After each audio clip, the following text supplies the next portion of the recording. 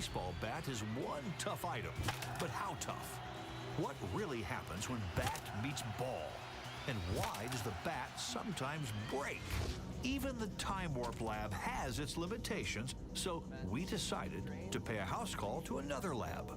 This is the only place in the country where you certify the bats and the baseballs in the major leagues. Welcome to the University of Massachusetts Lowell Baseball Research Center.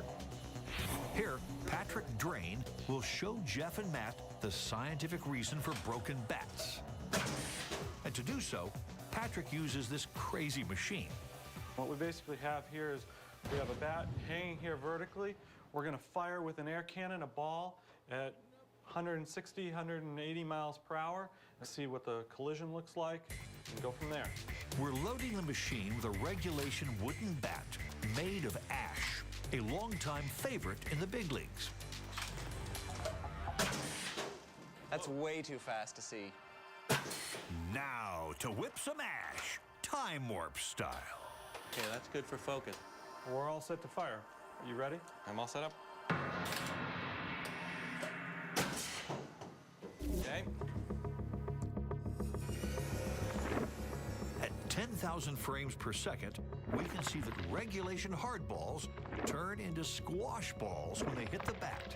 And right here, you can see the ball is actually starting to wrinkle. Right, it has to go somewhere. That, to me, looks like a fake baseball. Yeah, that's a real Major League Baseball. If I just saw a frozen frame of that, I would think that you really destroyed this ball. This is about a third of the ball compressing almost flat. That would take, 50 or 60 of me standing on top of one of these to make it compress like that. Or a couple cars. Or, we hasten to add, a professional ball player. So the ball's not even as tough as we thought. But that just makes the sight of a splintered bat all the more mysterious. What gives? Clearly the ball, but what else? So in this shot, we see the full bat. And the bat bends too? This makes me feel like every single piece of equipment in baseball is made out of rubber.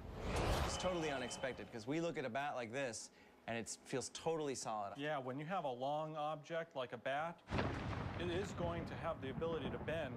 We're seeing some vibrations that extend all the way into the hands.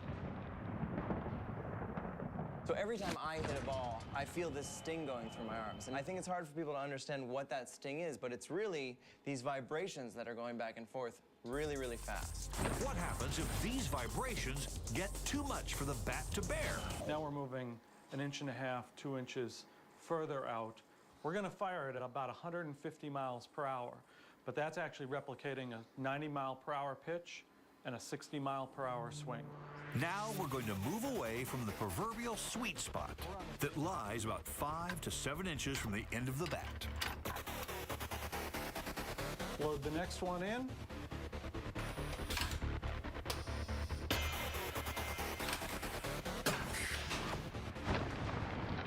There you go. When the ball hits outside the sweet spot, the bat vibrates even more. You only changed where we impacted by, what, 3 or 4 inches? And the bat is almost in an S shape at certain points. So that's an amazing amount of vibration. And what if we move it just a bit further? Can we create that bat-breaking surprise?